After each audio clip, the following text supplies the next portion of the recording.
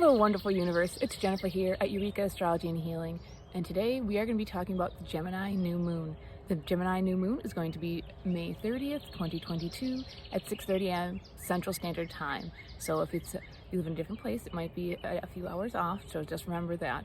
But always remember too with these moons that, you know, the energy may be most direct then, but it affects us for days before and days after, if not months, depending on the moon and its strength. So with that, let's talk about this new moon. And so first, you might notice I'm outside, yay for spring, but you'll hear birds and you might actually hear some sounds of the city, and that's very Geminian, right? Gemini represents the city, communication, bustle and hustle. And so if you hear these sounds, just think that it's invoking the Gemini spirit. And then birds too, I feel, are very Gemini, and they're always talking, always singing, always communicating. They are representative of the air sign as Gemini is. So I hope these sounds are pleasant and not intrusive into the video. So another name for this new moon is the Little Brother's moon. And this is going to weave into a lot of the aspects and energies that I see, in that it's being excited, curious, talking a lot, communicating a lot, being a little mischief, or doing a little mischief, I should say, mischievous.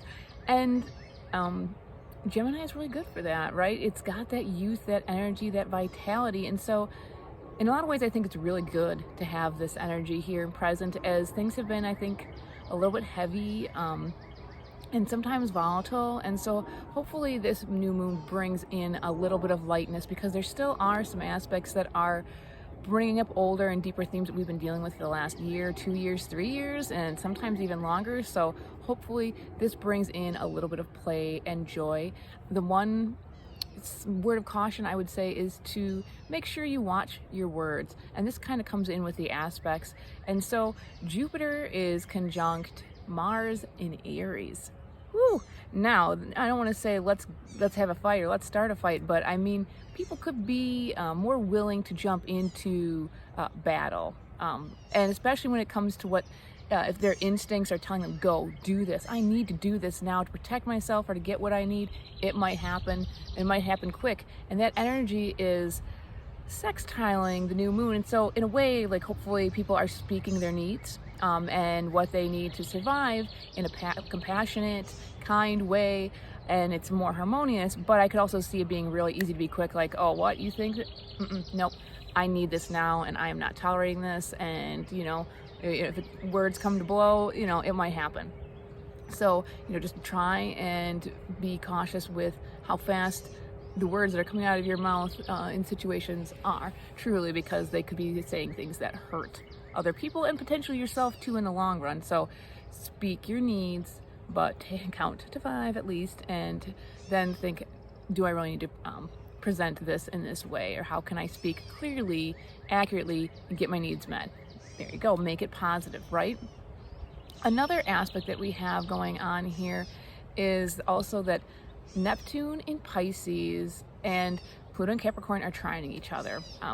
And so this is still bringing in the dream, right? The new dream. It's like, all right, here's the dream for the new foundation. Pluto is retrograde.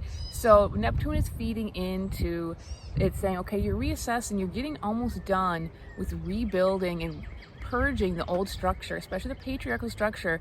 I'm channeling in the new information for the new world, not just the new world, the new universe, the whole shebang, right? And so I feel it's very positive.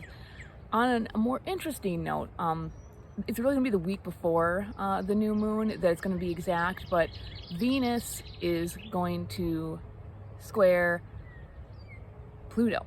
And then if we remember back in December when Venus went retrograde, and we had a pretty intense time, and with what our feminine needs are, especially within the larger structure, and as I talked about earlier, the story of Persephone getting taken to the underworld.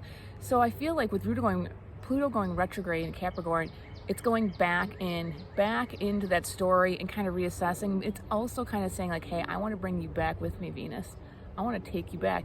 I want to take you back to the way things were. And so I don't want to get too political, but this is something near and dear to my heart. But the masculine, or the patriarch, I should say, the patriarchal old structure saying, hey, I want your feminine rights, because Venus has just moved in at this time to Taurus, which she's at home, she's comfortable, she's feminine, she's enjoying things, it's pleasurable. And Capricorn's like, hey, come back to the underworld, come back to the old ways.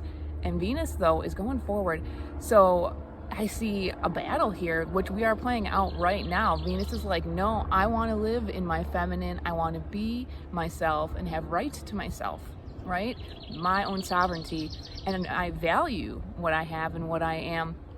And you don't get to have that. And Pluto's going backwards. So I feel like these tensions are only going to keep ramping up. And I hope that things turn out for the best for women everywhere, truly and honestly, because this is some dark times, honestly, as far as human rights, as we are moving into the future, right, all the time, and yet we keep going into the past for some reason right now. And maybe that's some of the retrogrades going on. We're going to have a lot more, so it should be interesting as this year plays out, as more and more planets go retrograde, because as of this new moon, we've got Mercury in retrograde and Pluto in retrograde, and Mercury is almost at the tail end, or I should say the deepest part of going retrograde, and we'll be going forward soon, but it's coming back and assessing, and that's kind of the next theme. Like, so Mercury is now back into Taurus, and it's squaring Saturn in Aquarius. And this is it's 1 degree away from the eclipse at the Scorpio full moon eclipse. I mean, it's opposing it.